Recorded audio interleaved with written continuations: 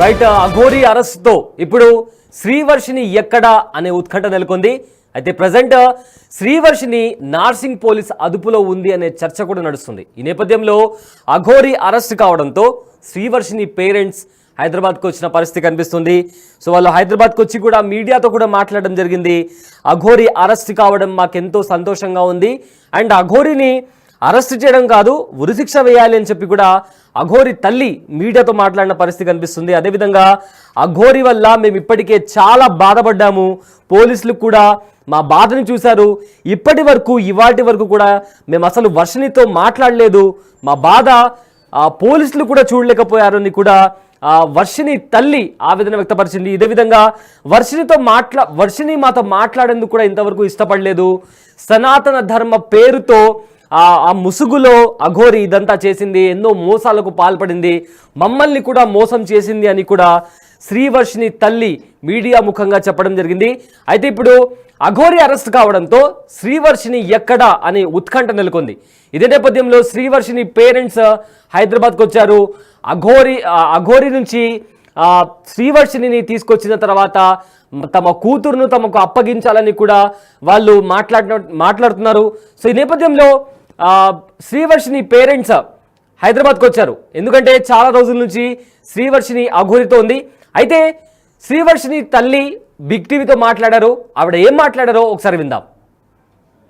అమ్మ, వర్షిని అంటే ఫైనల్ గా శ్రీనివాస్ని అయితే అరెస్ట్ చేస్తున్నారు. సో వర్షినితో మాట్లాడారా అండి? ఈ అరెస్ట్ ని మీరు ఏ విధంగా చూస్తారు? అరెస్ట్ నేను హ్యాపీగా అంగీకరిస్తున్నానండి. మేము వాళ్ళు పడిన బాధ పోలీస్ కమిషనర్ వారు, మీడియా మిత్రులు, సౌరుద్ర స్వామి గారు, జోగిలు అందరూ మా బాధ చూడలేకపోయారండి. నా పిల్లల్ని సేఫ్ గా తీసుకురావాలని అందరూ మాకు రక్షణగా నిలిచినందుకు అందరికీ మా హృదయపూర్వక ధన్యవాదాలండి. వర్షినితో ఏమైనా ఫోన్ లో మాట్లాడడం కానీ, పోలీసులు మీ చేత మాట్లాడించడం కానీ ఏమైనా చేశారమ్మా ఈ గ్యాప్ లో? చేయలేదండి. ఫోన్ చేయలేదా? చేయలేదు. ఆమె రెండోసారి నా దగ్గరికి వస్తే తల్లిదండ్రుల బంధము అందరి బంధం తెంపేసేస్తాను, ఎవరితో మాట్లాడను, ఏకంగా నా సొంతం చేసుకుంటాను అని మమ్మల్ని బెదిరిస్తుందండి.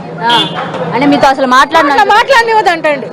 ఎవరు? శ్రీనివాస్ అన్నాడా? శ్రీనివాస్ అన్నాడండి. శ్రీనివాస్ జైల్లో ఉన్నాడు కదా, వాడికి ఇంకా ఉరిశిక్ష పడాలండి. నా కూతురే కాకుండా ఇంకా చాలా మంది రాజకీయ ఆమె చూసా నాకు మొఖం చాలా వేసిందండి. ఆ పిల్లని ఇంకా 4-5 ఉండాలండి. ఇలాంటి ఆడవాళ్ళు మోసపోకుండా ఈ సమాజానికి పట్టిన చీడ పురుగుని ఎన్కౌంటర్ చేసి చంపాయని నేను అనుకుంటున్నాను. కానీ ఇక్కడ ఒకటమ్మా, స్టార్టింగ్ నుంచి కూడా తప్పు మీదే అంటున్నారు. ఎందుకంటే వాడిని ఎవరైనా మనిషిని చూస్తేనే భయంకరంగా ఉన్నాడు, దూరం నుంచి దగ్గరికి వెళ్ళడానికి కూడా ఇష్టపడలేదు.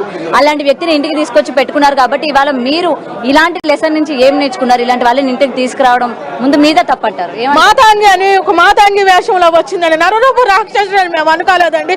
మాతాంగి అని మేము పూజ చేయడం జరిగిందండి. సనాతన ముసుగులో మమ్మల్ని మోసం చేసిన దొంగ అఘోరిని ఉరిశిక్ష పడాలని నేను కోరుకుంటాను. అంటే దొంగ అఘోరి అండి, అది మాతాంగి వేషంలో వచ్చాడండి. మేము పూజలు చేసి ఆడపిల్లని ఏం చేసేద్దాం అనుకున్నాం, కానీ దరిద్రుడు అంత పిచ్చుండేవాడు డైరెక్టర్ గా వాళ్ళ అమ్మాయిలు చెప్పి పెళ్లి చేసుకోవాలండి. ఇట్లా ఆడవాళ్ళు మోసం చేయటం ఏంటండి? ఆడపిల్లల్ని 23 సంవత్సరాలు పెంచుకున్న పిల్లని ఇట్లా తీసుకెళ్లిపోయి తల్లిదండ్రుల సంబంధం లేకుండా చేసి ఎక్కడెక్కడో పెట్టి ఏమేమో చేపిస్తే మా బాధ ఎంతగా ఉండిద్దండి. మీరు చెప్పండి అండి. అది అయితే ఆ పిల్లని తీసుకెళ్ళడానికి మీకు 3 కోట్లు ఇచ్చారు, అందుకే మీ అంగీకారంతోనే తను తీసుకుపోయాడు అనేది అంటూ ఉన్నారు. మాకు ఎటువంటి రూపాయలు లేదు, ప్రూఫ్స్ ఉంటే చూపిమనండి. మేము ఎటువంటి రూపాయలు మేము ఎరగమండి. ఆమెకే మేము 48,000 అప్పు ఎదురు పెట్టామండి. మరి మీరు కాలేజ్ ఫీజు కట్టినప్పుడు ఎందుకని అడగలేదమ్మా? వర్షినికి నువ్వు ఎందుకు కడుతున్నావు, మేము కన్నాం కదా, మేము పోషించుకుంటాం కదా, మేము కట్టుకుంటామని మీరు ఎందుకు ఆ రోజు? నేను అడిగానండి. నాకు డోక్రా లక్ష రూపాయలు వచ్చినాయండి. నా ₹1,00,000 30,000 నాకు ఈ సంశయం కాదు, మేము కట్టుకుంటామంటే మీ ఇంట్లో కొన్నాక మీరు ఆతిథ్యం ఇచ్చారు, మీకు గిఫ్ట్ అందండి. చాలా ప్రేమతో ఇస్తుందని మేము అనుకున్నాం అండి.